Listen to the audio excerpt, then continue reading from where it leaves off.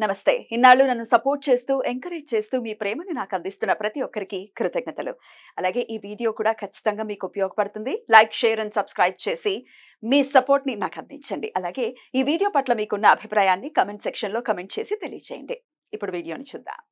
నమస్తే, welcome to our channel. నేను పద్మిని. ప్రస్తుతంతో పాటు ప్రముఖ ఆధ్యాత్మికవేత్త, వాస్తు జ్యోతిష పండితులు, లలిత ఉపాసకులు, వాస్తు జ్యోతిష శిక్షణ నిపుణులు బ్రహ్మశ్రీ నానాజీ పట్నాయక్ గారు మనతో పాటు ఉన్నారు. మాట్లాడతాం. సార్ నమస్తే. సార్ శ్రీమాత్రే నమః. జ్యేష్ఠ శుక్లపక్ష ఏకాదశి వస్తోంది, భీమ ఏకాదశి. మరి ఏకాదశి ఎలాంటి వైశిష్ట్యంతో ఉంది, ఎలా ఈ ఏకాదశిని వినియోగించుకోవచ్చు సార్?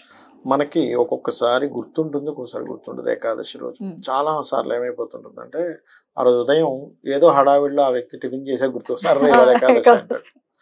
అలాంటివి జరిగినప్పుడు అంటే తప్పిదాలు జరుగుతుంటాయి, ఒక్కోసారి ఉండలేకపోతారు, వాళ్ళ ఆరోగ్యం సహకరించదు కొంతమందికి. ఈ ఏకాదశి కనుక చేస్తే 24 ఏకాదశులు చేసిన ఫలితం వస్తుంది అంటారు. సూక్ష్మలో మోక్షం ఇది. సూక్ష్మంలో మోక్షం ఖచ్చితంగా. అయితే ఎందుకు అంటారు దీన్ని అంటే, దీన్ని మీరు ఇందాకే అన్నారు, మీరేమని భీమ ఏకాదశి అని. దీనికి మహాభారతంలో ఈ యొక్క భీముడికి ఆకలి ఎక్కువ, చాలా ఆకలి, ఉండలేకపోతుంటాడు ఆయన. అలా ప్రతి ఏకాదశి ఆయన కొట్టేస్తుంటాడు, ఆయన తినేస్తూ ఉంటాడు ఆయన. అప్పుడు వేదవ్యాసులు వారు, అయ్యా నువ్వు ఏ ఏకాదశి చేసినా చేయకపోయినా పర్లేదు, కానీ ఇప్పుడు వచ్చినటువంటి ఏకాదశి చేస్తే 24 ఏకాదశులు చేసిన ఫలితం నీకే కాదు, ఈ ఏకాదశి ఎవరు చేసినా వారికి ఫలితం వస్తుంది అని చెప్పి చెప్పడం జరిగింది. అందుకని భీమ ఏకాదశి అంటారు. ఎందుకంటే భీముడికి వేదవ్యాసులు వారు చెప్పినందుకు. మనకి మన వాళ్ళు చెప్తే తెలియదు, కానీ ఎవరో జపాన్లో దాని గురించి రీసెర్చ్ చేసి ఆ ఏకాదశి చేసుకుంటే ఆరోగ్యం బాగుపడుతుంది, పొరిగింటి పుల్లకూర రుచి రుచి అన్నట్టుగా ఆరోగ్యం బాగుపడుతుంది, క్యాన్సర్ లాంటి వ్యాధులకు కూడా ఇది చాలా వరకు బాగుపడుతుంది అని చెప్తే, ఓహో అతనికి నోబెల్ బహుమతి వచ్చింది కాబట్టి ఇప్పుడు మనం చేయాలి అని అనుకుంటాం. సిగ్గుచేటు కదా. నిజంగా ఎంత చక్కగా అమర్చారో మన పెద్దవాళ్ళు, మన శాస్త్రం కూడా. అది కాబట్టి ఏంటంటే నేను ఒకటే చెప్తాను, మీరు ఏ పూజ అంటే ఏ రోజు ఏ వ్రతానికైనా ఉపవాసం లేకపోయినా పెద్దగా ఇబ్బంది ఉండదు, కానీ మహావిష్ణువు మాత్రం మనం ఏకాదశి రోజు చేసినటువంటి ఉపవాసాన్ని తీసుకొని మనకు ఫలితం ఇస్తాడట. ఆయన గురించి మనం వదిలిపెట్టినట్టు ఆ రోజు యాక్చువల్గా అది. ఇంకోటి ఏమిటి, ఆ రోజు ఉండేటువంటి ప్లానటరీ పొజిషన్స్ ఏవైతే ఉన్నాయో, చంద్రుడి నుంచి రవి ఆ రోజు మనకి మిథున రాశిలో ఉంటాడు, చంద్రుడేమో తులారాశిలో ఉంటాడు. ఎవరికైనా సరే వివాహం అవ్వట్లేదు, ఈ ఏకాదశి బ్రహ్మాండంగా పనిచేస్తుంది. వివాహం సంబంధించిన దోషం ఏదైతుందో తొలగిపోతుంది ఈ ఏకాదశి వల్ల. రెండవది, కొన్ని కోరికలు ఉంటాయి వ్యక్తికి, నాకు ఫలానాది రావాలి, ధర్మబద్ధమైన ఉంటాయమ్మా. ఇప్పుడు వివాహం అవ్వట్లేదు, ధర్మబద్ధమైన కోరికే. సంతానం కలగట్లేదు, ధర్మబద్ధమైన కోరికే. గృహం కట్టుకోవాలి, లేకపోతే ఫలానా దగ్గర ఒక మంచి జాబ్ రావాలి. ఎటువంటి కోరిక అయినా ఎందుకు అంటే, కామ్య రాశులు అని ఉంటాయి కొన్ని. తులారాశి ఈజ్ ఆల్సో కామ్య రాశి, శుక్రరాశి కదా. అందుకని మీ కామ్యం ఏదైనా ఉంది, అవ్వటం లేదు, ఎన్ని పూజలు చేసినా అవ్వట్లేదు, ఏకాదశి వల్ల కూడా ఫలిస్తుందని చెప్తుంది శాస్త్రం. ఎందుకు అంటే, ఆ చంద్రుడికి ఉన్నటువంటి కండిషన్ చూసుకోవాలి మనం ఎప్పుడు కూడా. చంద్రుడు ఉన్న ప్రదేశం నుంచి చాలా క్లియర్గా కోణంలో రవితో పాటు శుక్ర బుధుడు కూడా ఉన్నారు, అది మెయిన్గా తీసుకోవాలి. ఇంకోటి ఏంటి, సహజ షష్టమం నుంచి బయటపడ్డాడు చంద్రుడు, కాబట్టి అదొక ఫలితం.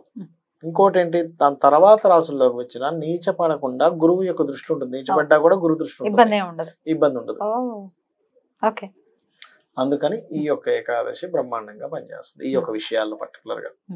అందులో పర్టికులర్గా కోరికలు తీరడానికి, అందులోని పురుషులకి ఇంకా తొందరగా, ఎందుకంటే శుక్రుడు రాసుల్లో కదా, కాబట్టి వివాహ సంబంధించిన విషయంలో ఇంకొంచెం తొందరగా ఉంటుంది దీని యొక్క ప్రభావం అనేటువంటిది.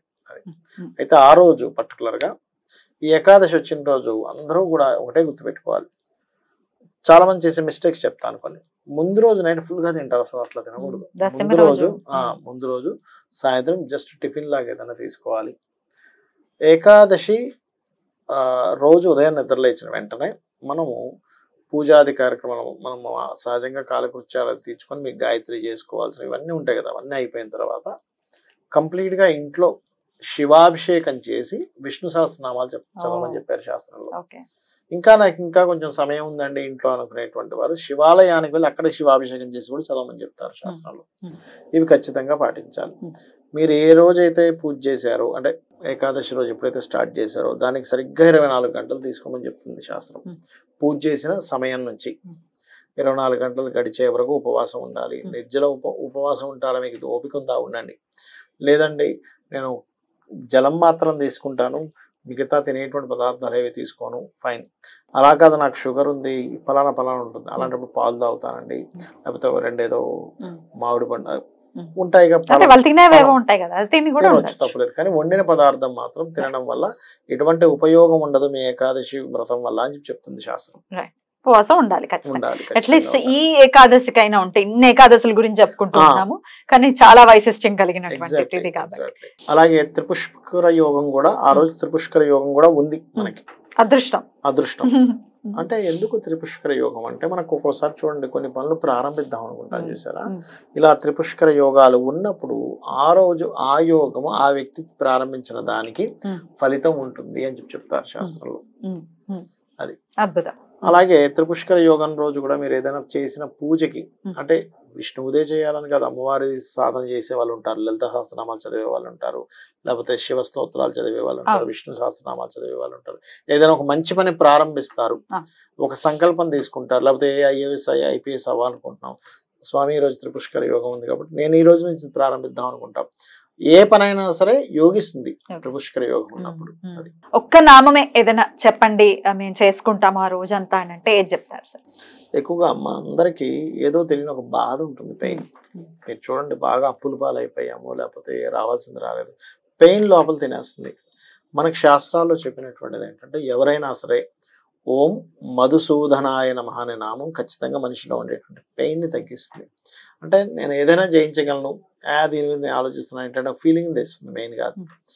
అలా కాకుండా మనకి ఆ రోజు ఉన్నటువంటి గ్రహస్థితి, ఆ రోజు తులారాశిలో ఉండేటువంటి శుక్రుడు, వీటిని అన్నింటినీ చూసుకున్నట్లయితే కొంతమందికి ఏమవుతుందంటే వాళ్ళ జన్మజాతకంలో ఇలాంటి దాన్ని ఏమంటారు దేవతా శాపము అంటారు. ఆ దేవతా శాపం ఉంటే కూడా వాళ్ళకి ఏ పూజలు చేసినా ఫలించదు. అలాంటప్పుడు ఏకాదశి వచ్చినప్పుడు ఇలా త్రిపుష్కర యోగం కలిగినప్పుడు మీరు లలితా సహస్రనామాల్లో గనక ఓం హరనేత్రాగ్ని సందగ్ధ కామ సంజీవన ఔషధి అనేటువంటి నామం గనక చేసుకుంటే కూడా దేవతా శాపము తొలగి అమ్మవారి అనుగ్రహం లభిస్తుందని చెప్తారు శాస్త్రంలో. అవి చేసుకోవాలి ముఖ్యంగా.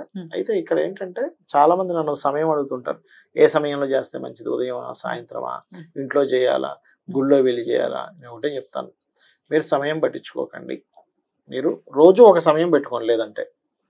లేదా ఇంత సమయం నేను ఒక 20 నిమిషాలు అరగంట, కానీ 40 మినిట్స్ కనుక ఎవరైనా కూర్చొని రోజు కనుక చేయగలిగితే ఈ మంత్రాన్ని, మీ జన్మజాతకంలో గురుగ్రహం బాగోపోయినా, 9వ స్థానం బాగోపోయినా, పంచమ స్థానం బాగోపోయినా మీకు లక్ష్మీదేవి అనుగ్రహం ఉండదు సరిగ్గా.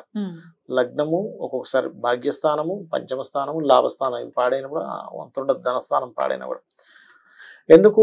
దేవతా అనుగ్రహం లేదు కాబట్టి. అక్కడ ఎప్పుడైతే ఇవి చేస్తారో దేవతా అనుగ్రహం లభిస్తుంది ఈ మంత్రం ద్వారా. ఖచ్చితంగా ఇది చేసుకుంటూ మరి ఏకాదశిని ఖచ్చితంగా అందరూ చేసుకోవాలని మరీ తెలియజేస్తూ చాలా అద్భుతంగా వివరించారు సార్. కృతజ్ఞతలు. నమస్తే. శ్రీమాత్రే నమః.